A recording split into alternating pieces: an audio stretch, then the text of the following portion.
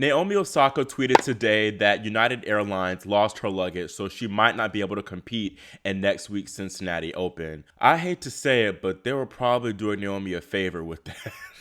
Hey, my name is Christian Bassnight, and welcome to Christian's Court, where I cover tennis from all angles. If you have not yet already, make sure you subscribe and click that notification bell so you're notified whenever I post more US Open Hardcourt Summer Swing videos like this, and also help me reach my goal of making it to 20K subscribers before the US Open.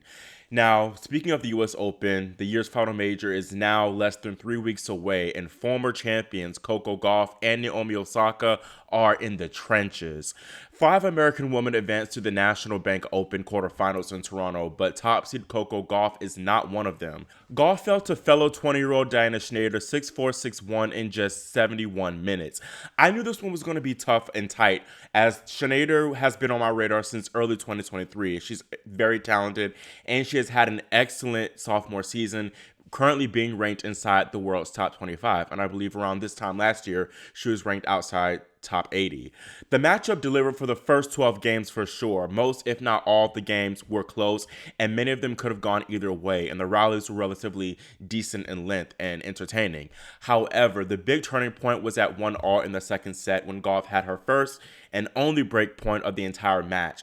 That came and went due to another missed routine return from Coco, and that let Shnaider off the hook, and that's really when the wheels came off completely for the American, as the rallies got shorter and shorter, and the errors came in droves for the world number 2. This result isn't a total shock to me because I knew how much of a threat Shnaider is, but I'm for sure surprised that Coco lost in such a convincing, decisive manner. Typically, Gauff tends to really bring it whenever she does play someone younger or relatively close in age to her. There's also the fact that she had an 11-match win streak against lefty opponents, with her last loss coming at the 2021 Wimbledon Championships to Angelique Kerber. I tweeted this earlier, and it might ruffle a few feathers, but Diana Shnaider has been a better tennis player overall than Coco Gauff has been this season, and that's why ultimately she won this match. Shnaider currently has more of a complete game than Coco. What we saw tonight, unfortunately, isn't too far off from Coco's normal level from what we've seen from her thus far this season, which shows you how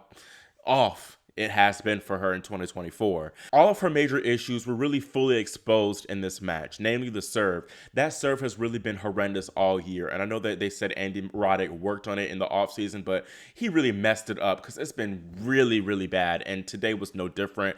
Gauff made just 50% of her first serves in play, and she only won about 65% of points behind that first serve, which is not great. She also won just 42% of points behind her second serve, and she had 8 double faults to just 1 ace. And then Coco used to be a top 2 returner on the tour, but she kept letting Shnaider off the hook. Diana kept hitting weaker, slow second serves, and Coco was missing like every last one of them. I was dumbfounded by how many easy return misses Coco kept hitting in this match. The ground game is also just utterly unreliable for Coco right now, and Gauff was particularly error prone in this match, as she committed 42 unforced errors to just 12 winners. The wind likely played a part in this one, and Schneider's numbers didn't look too stellar either, but still, that's just unacceptable from Gauff. Coco was being ultra aggressive in this match and just was hitting that forehand particularly flatter than what we're accustomed to seeing from her. Her team likely told Coco that Shnaider is great from the ground and solid, and that Gauff needed to be more aggressive and take charge. And I really don't think that was the right play at all. Coco is just not used to playing that much of an aggressive game style. She tried it against Emma Navarro. It did not work at Wimbledon, and she just really is not used to going to playing that way. And I think that really using varying spins would have helped Gauff a lot more in this match against Shnaider. Ultimately, Coco just self-destructed, and we're used to her grinding things out and finding a way despite her not bringing her best level tennis. But I just think that Coco is honestly just in a bad mindset right now. We saw that in the Olympics against Donna Vekic. Of course, that Empire conflict didn't help matters much, but she kind of faded away in that match. And I do think the Olympics and the disappointment of not coming home with the medal despite entering in 3 different events definitely still has played on her mind, especially considering how she had a lot of attention on her and being a flag bearer. She's also defending a lot of points right now. Of course, she's both the US Open and Cincinnati Open champion, so that's 3,000 points, and Coco has really never felt that much pressure on her as far as defending points goes. I was going to say some more stuff and really rant, but I calmed down a bit and decided to just save it for my highly anticipated the problem with Coco Gauff video, which will be coming before the US Open, don't worry. And it's also important to remember that Coco herself said that she was not expecting herself to do much in this tournament before it started, and that's a good point. She just did play the Olympics last week, so I'm not going to be too hard on her for this loss. Now, giving Princess Diana her praise, I'm so impressed with her for so many reasons. First, of course, her stellar 2024 season that saw her pick up 3 titles, 2 250s, and 1 500, and it's even more incredible that Shanider was able to win this match in particular because she's been grinding, just utterly grinding this summer. She won that 500 in Bad Homburg on grass, and then she played Wimbledon the very next week, and then I think she reached the 3rd round, and then immediately she went to clay, and then she won a title in Hungary, and then she made it all the way to the women's doubles final in Paris at the Olympics, which was just played this past Sunday. So for them to go there and then play here in Montreal, she played 2 matches, and both those matches before even playing golf, her 2 matches prior to playing golf went to 7-6 in the 3rd set, and she came through. So definitely she has that dog in her. She's just built different. That woman is incredible. Now, I do hope she paces herself, though, because she does have her knee strapped, and she doesn't want to push herself too hard, I feel, and cause something serious. So I definitely think that if she does go deep here, do not play Cincinnati, Miss Shanider. Do not. Anyways, up next for Princess Diana in the quarterfinals is her compatriot, Ludmila Samsonova, who looked awesome in her 6-2, 6-4 win over Elise Mertens. Mertens beat Naomi Osaka the round prior with a similar 6-3, 6-4 scoreline. Now, this loss was disappointing, especially because Naomi, she came off that solid 3-1 win over 9th seed Ons Jabeur, but Mertens provided a far greater challenge in that she got a lot of balls back in play and just truly tested Osaka's shot tolerance, which of course was not great. We're just running into the same old issues with Naomi, and I'm really just getting tired of it. For one, she just seemingly self-destructs with errors at the end when things get tough and tight. Potentially, it's a fitness issue and her just not trusting herself to last in relatively longer rallies, but I also think it's more mental, and she's kind of used to blasting women away, but Osaka just has not realized or fully come to terms with the fact that the game has changed and women are used to the pace now. She can't just rely on her big heavy ground stroke. She has to incorporate other things in her game, and she used to have a lot of variety from the ground too. It wasn't just all power. She used to mix things up with her incredible angles, the different spins, and we're really not seeing too much of that. Whenever she hits angles, it's all with power. Everything is just power, power, power, and this is just getting old. The return really is probably the biggest glaring issue in Osaka's game, and it was really similar to Coco, what we saw from her today, but Naomi has been having these issues for all of her comeback, and that's just not making enough returns back in play. Mertens is a somewhat solid server, but we even had in Osaka's match when she played against Kerber at the Olympics, just throwing away returns, and Kerber's serve is not that great.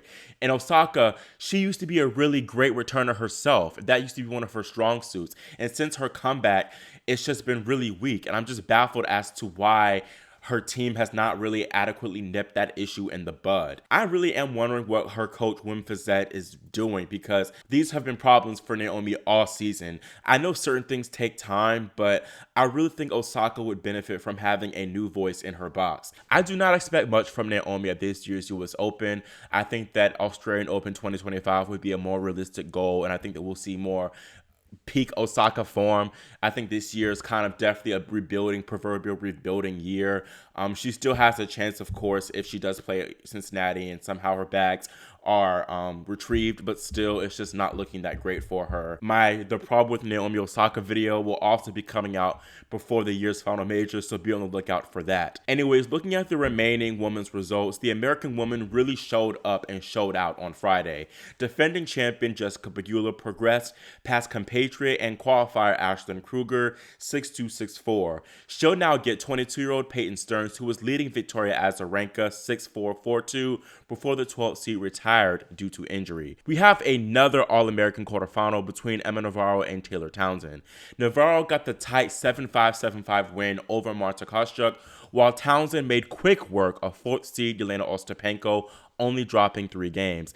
This is Townsend's 6th top 20 win and her first WTA quarterfinal in her career on the singles side, which is kind of wild considering how long she's been out on tour, but clearly good things come to those who wait. Taylor's also playing on a bit of house money in this tournament in particular, as she is entering the main draw as a lucky loser, as she fell in the second round of qualies. The woman and women's doubles champ says she wants to make more noise on the singles circuit, and she's doing just that.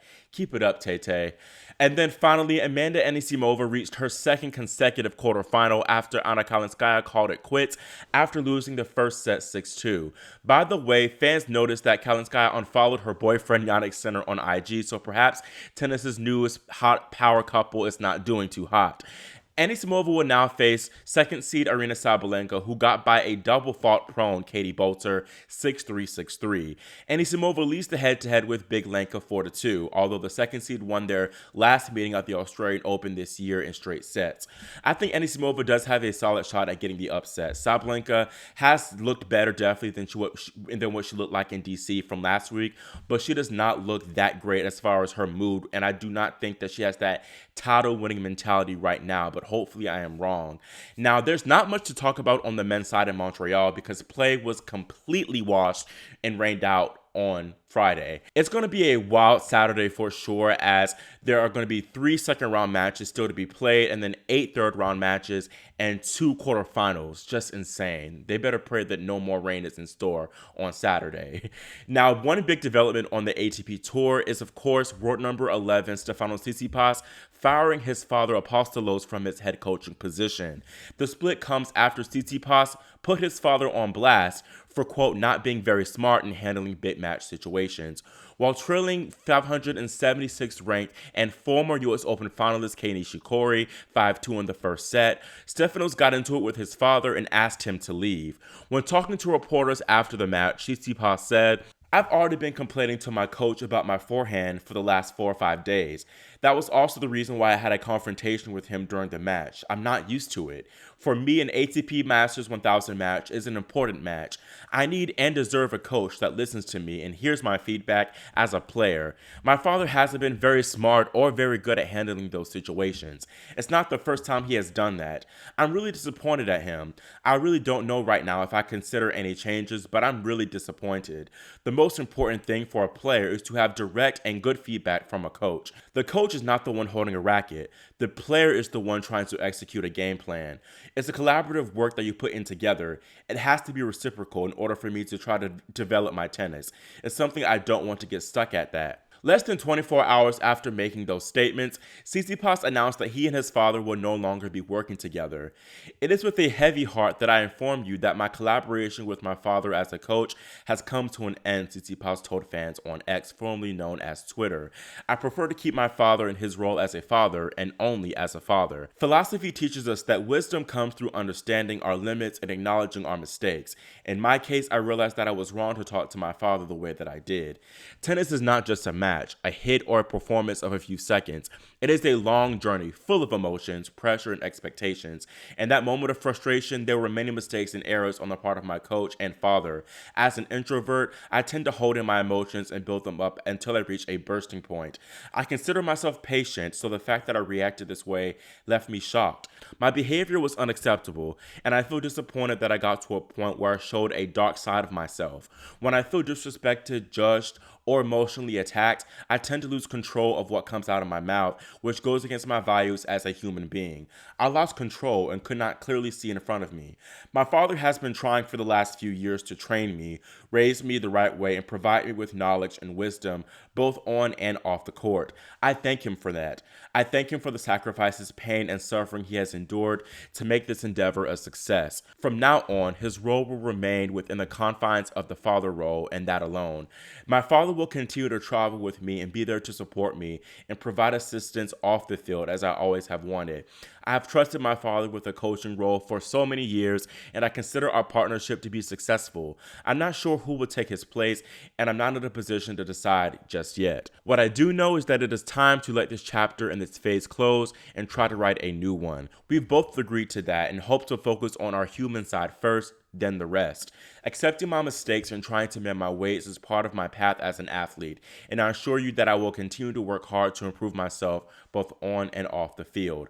I hope this experience is a lesson for me and for everyone who struggles to find the right balance in their lives. Whew, that was a lot. Anyways, it was clear that this was the right call and decision to make, as Tsitsipas and his father always just seem to have a toxic relationship.